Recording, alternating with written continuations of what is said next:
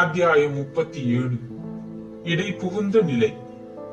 கண்ணழகியின் பஞ்சனையை விட மென்மையான அவள் மடியில் தலையை வைத்து படுத்து கிடந்த இதயகுமாரன் கண்கள் அந்த நேரிழையாளின் நிலவு முகத்தையே நோக்கி கொண்டிருந்தன.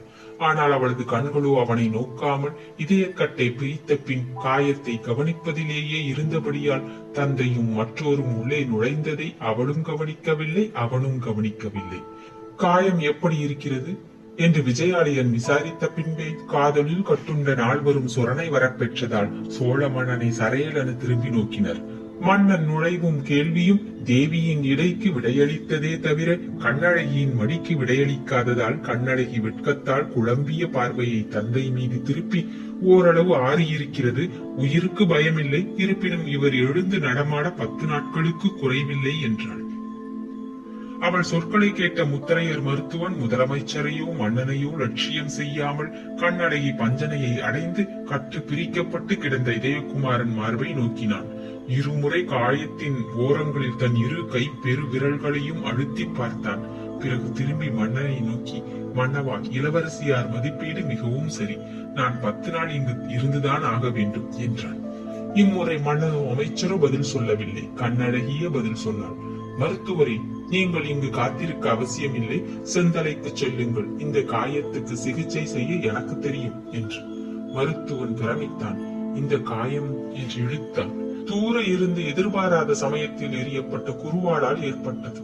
ஆகையால் இதயத்தில் பாயாமல் சற்று தள்ளி மேலிருந்து 2வது எலும்பில் பாய்ந்திருக்கிறது.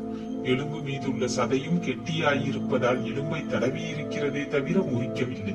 சரியான சிகிச்சை செய்தால் இன்றிலிருந்து 3வது நாள் இவர் எழுந்து நடக்க முடியும், 10வது நாள் போரிடவும் முடியும் என்று விளக்கினாள் கண்ணழகி. கண்ணழகியின் விளக்கத்தால் பிரமிப்பின் உச்ச நிலைமையை அடைந்து விட்ட முத்தரையர் மருத்துவன், அம்மணி, நீங்கள் செந்தலையில் இல்லாததால் என் பிழைப்பு நடக்கிறது, உங்கள் மருத்துவ திறனை அறிந்தால் என் பதவி உங்களுக்கு கிடைக்கும் என்று பாராட்டினார். அத்துடன் மன்னனை நோக்கி திரும்பி, மன்னவா, இனி எனக்கு வேலை இல்லை, என்னை விடை வரை நன்றாக கவனிக்க கூடியவரிடம் ஒப்படைத்து விட்டேன், செந்தலை செல்ல எனக்கு விடை கொடுங்கள் என்றும் சொன்னான். இத்தனை அபாய நிலையில் இவனை ஏன் கொண்டு வந்தீர்கள் இங்கு என்று வினவினான் விஜயாலயன். அதற்கு உடனடியாக பதில் சொல்லவில்லை மருத்துவன்.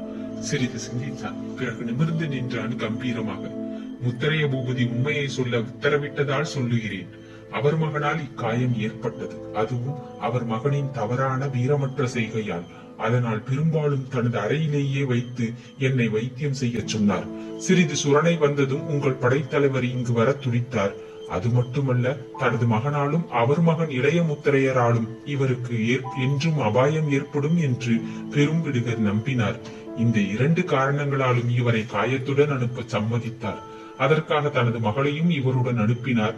மகள் உடனடியாக புறப்பட்டார். காரணம் இப்பொழுது தெரிகிறது எனக்கு என்ற முத்தரைய மருத்துவன் கட்டிலுக்கு எதிர்ப்புறத்தில் ஜோடியாக நின்ற தேவியையும் ஆதித்தனையும் நோக்கினான்.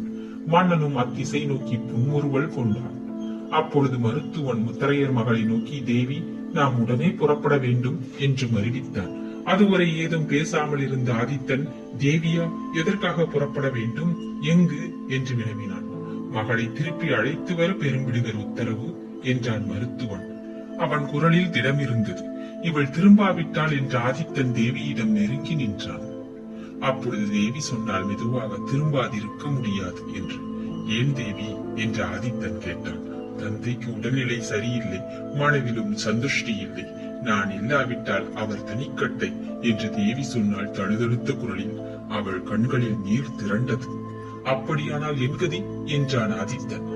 அதுவரை எல்லாவற்றையும் பொறுத்து கொண்டிருந்த அச்சுத பேரரையர் வெடித்தார் திடீரென்று. சோழ நாட்டு இளவரசர் பேசக்கூடிய பேச்சல்ல இது, அதுவும் பலர் முன்னிலையில் இப்படி பேசுவது பண்பாடும் ஆகாது என்றார் உஷ்ணத்துடன்.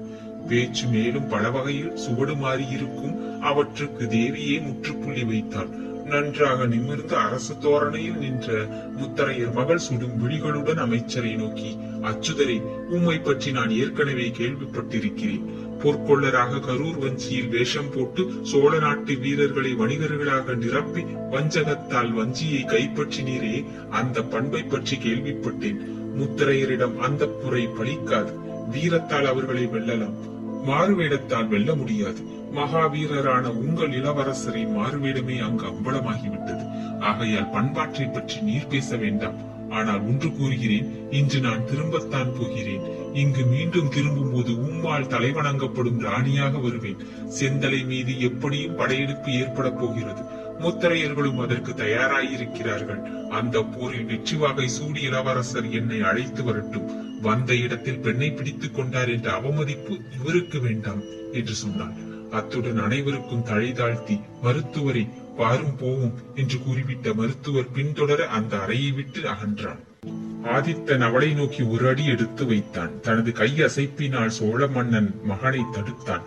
ஆதித்தா, ஒரு வீராங்கனை செல்கிறாள், அவளை தடை செய்யாதே. அவள் கூறியபடி போரில் வென்று வீரனாக அவளை அடையப்பார் என்று கூறினான் உறுதியான குரலில்.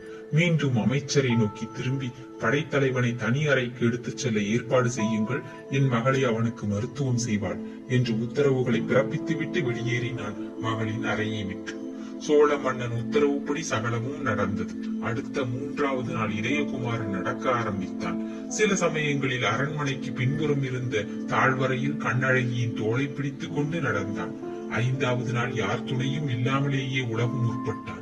கண்ணழகியின் இணையற்ற மருத்துவத்தினாலும் அவள் அருகாமை அளித்த சாந்தியாலும் வெகு சீக்கிரம் உடல் தேறிய இதயகுமாரன் தன்னந்தனியே நந்தவனத்தில் உலாவினான் அடிக்கடி. அங்கு தற்செயலாக நாள் தவறாமல் வந்த கண்ணழகியும் அவனுடன் அங்கிருந்த பவள மரத்தடியில் உட்கார்ந்து நேரம் போவது தெரியாமல் பேசிக் கொண்டிருந்தாள். அப்படி உட்கார்ந்த வேளைகளில் பவளமல்லி மலர்கள் இருவர் தலை மீதும் விழும். அவற்றில் சிலவற்றை கண்ணழகி பொறுக்கி கைகளிலும் வைத்துக் கொள்ளுவாள்.